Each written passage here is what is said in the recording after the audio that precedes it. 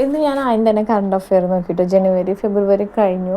അപ്പോൾ 2025 മാർച്ചത്തെ current affair 2 ദിവസം വെച്ചിട്ടാണ് ഞാൻ കറണ്ട് അഫെയർ ഒക്കെ കംപ്ലീറ്റ് ആക്കാറുള്ളത്. അപ്പോൾ നമുക്ക് എല്ലാ എക്സാമിനും അത്യാവശ്യമുള്ള കാര്യമാണല്ലോ കറണ്ട് അഫെയർ. അപ്പോൾ കറണ്ട് അഫെയറിന് നല്ല രീതിക്ക് പഠിക്കണം, അങ്ങനെയാണ് വിചാരിച്ചിട്ട് പോകുന്നത്. അപ്പോൾ കുറച്ച് ഗ്യാപ്പ് ഞാൻ എടുത്തല്ലോ, ഒരു 5-8 മാസം ഉറപ്പായിട്ടും പഠിക്കാതിരുന്നിട്ടുണ്ടായിരുന്നു ഞാൻ. അപ്പോൾ അതിൻ്റേതായ നല്ല ബുദ്ധിമുട്ട് എനിക്കുണ്ട്. സത്യം പറഞ്ഞാൽ കോൺസെൻട്രേഷൻ കിട്ടുന്നില്ല, മറവി ഉണ്ട്. മുന്നേ വിചാരിച്ചിട്ടുണ്ടായിരുന്നു ഒരു ഓഫ്ലൈൻ കോഴ്സിന് ചേരണം. ഓഫ്ലൈൻ കോഴ്സ് എന്ന് പറയുമ്പോൾ അല്ലെങ്കിൽ LTക്കോ LPPക്കോ അങ്ങനെയൊന്നുമല്ല, നോർമലായിട്ട് എക്സാം ബാച്ചിന് മാത്രമായിട്ട് ചേരണം. അപ്പോൾ കമ്പൈൻ സ്റ്റഡി നടത്താമല്ലോ, അങ്ങനെ പഠിക്കാം. എനിക്ക് കമ്പൈൻ സ്റ്റഡി ചെയ്യുമ്പോൾ നല്ല മാറ്റം വരാറുണ്ട്. അപ്പോൾ already self study, offline online ഇതൊക്കെ എടുത്തിട്ട് പഠിച്ചിട്ടുള്ള ഒരാളാണ് ഞാൻ. അപ്പോൾ എന്തൊക്കെ ഇമ്പ്രൂവ്മെൻ്റ് ഉണ്ടെന്ന് എനിക്കറിയാം. അപ്പോൾ വീണ്ടും ഓഫ്ലൈൻ പോകണതിൻ്റെ പ്രശ്നം എന്ന് വെച്ചാൽ എനിക്ക് നല്ല യൂസ്ഫുൾ ആയിട്ടുണ്ടായിരുന്നു ഓഫ്ലൈൻ ക്ലാസ്സസൊക്കെ. അപ്പോൾ സെൽഫ് സ്റ്റഡി ആണെങ്കിൽ കൂട്ടും അതിലും നല്ല നല്ല കാര്യങ്ങളുണ്ട്. നമുക്ക് ഒട്ടും പുറത്തേക്ക് പോകാൻ പറ്റുന്ന സാഹചര്യമൊക്കെ വരുമ്പോൾ സെൽഫ് സ്റ്റഡി തന്നെയായിരിക്കും നല്ലത്, മക്കളൊക്കെ ചെറുതാവുമ്പോൾ. പക്ഷേ ഇപ്പോൾ അത്യാവശ്യം അവരൊക്കെ നഴ്സറിയിലൊക്കെ ആകുമ്പോൾ അല്ലെങ്കിൽ സ്കൂളിലൊക്കെ പഠിക്കാൻ പോകുന്ന സമയത്തൊക്കെ നമ്മൾ ഒന്നുകൂടി ഫ്രീ ആവും. അപ്പോൾ നമുക്ക് ഓഫ്ലൈൻ എടുത്താലും യാതൊരു പ്രശ്നവുമില്ല. അപ്പോൾ എൻ്റെ ഫ്രണ്ട്സിൻ്റെ മക്കളുടെ വെക്കേഷനൊക്കെ കഴിഞ്ഞു, ജൂണിൽ എല്ലാവരും ഞങ്ങൾ തീരുമാനിച്ചിട്ടുണ്ടായിരുന്നു പഠിക്കണം എന്നൊക്കെ.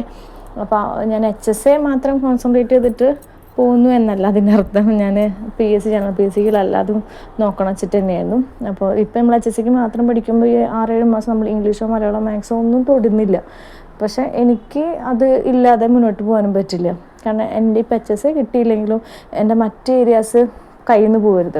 അപ്പോഴും അടുത്ത എക്സാം VFA LDC LPP അങ്ങനെ പോവുകയാണ് എക്സാമുകൾ.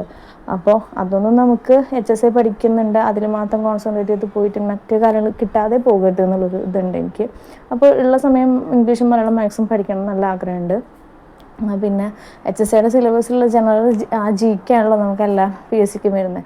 പിന്നെ കുറച്ച് എക്സ്ട്രാ കാര്യങ്ങളല്ലേ പഠിക്കേണ്ടുള്ളൂ. അപ്പോൾ അങ്ങനെയാണ് ഞാൻ പഠിക്കാൻ ഉദ്ദേശിച്ചിരിക്കുന്നത്. അപ്പോൾ ഫുൾ ടൈം HSAയിൽ കോൺസെൻട്രേറ്റ് ചെയ്തിട്ട് പഠിച്ച ആൾക്കാരുണ്ട്, അതുപോലെ ഓരോ എക്സാമിനെയും കോൺസെൻട്രേറ്റ് ചെയ്തിട്ടാണ് ഞാൻ ഇതുവരെയും പോയിരുന്നത്. അപ്പോൾ എല്ലാ എക്സാമിനും യൂസ്ഫുൾ ആവുന്ന തരത്തിൽ പഠിക്കണം എന്നുള്ളൊരാഗ്രഹത്തിലാണ് ഇനി അങ്ങോട്ട് പോകാൻ പറ്റുള്ളൂ. ഓക്കെ, ഇപ്പോൾ തന്നെ എനിക്ക് 30 വയസ്സായി. അപ്പോൾ ഇനിയും ഞാൻ എല്ലാ എക്സാമിനെയും നല്ല രീതിയിൽ ഇൻവോൾവ് ആയിട്ട് പഠിച്ച് പോയാലാണ് നല്ല മാർക്കും അല്ലെങ്കിൽ നമുക്കൊരു ഇത് വേണ്ടേ, സക്സസ് വേണ്ടേ, അങ്ങനെ പോകാനായിട്ട് പറ്റുള്ളൂ. എടുത്ത തീരുമാനം റോങ് ആയെന്ന് എനിക്കിപ്പോൾ തോന്നുന്നില്ല. ഇപ്പോൾ ഇത് കേൾക്കുന്ന ആൾക്കാർക്കല്ലേ എൻ്റെ ഇത്രയും കാലം HSA നോക്കിയിരുന്നത്, അപ്പോൾ പിന്നെ പെട്ടെന്ന് മാറി അങ്ങനെയല്ല. HSA നോക്കുന്നുണ്ട്, അതിനൊപ്പം മറ്റ് എക്സാമിനും കൂട്ടി നോക്കണം. ഇതിനൊക്കെ ടൈം ഉണ്ടോയെന്ന് വെച്ച് കഴിഞ്ഞാൽ ഞാൻ ബിഗിനർ അല്ലാത്ത ഒരാൾക്കാണെങ്കിൽ അത് ബുദ്ധിമുട്ടായിരിക്കും.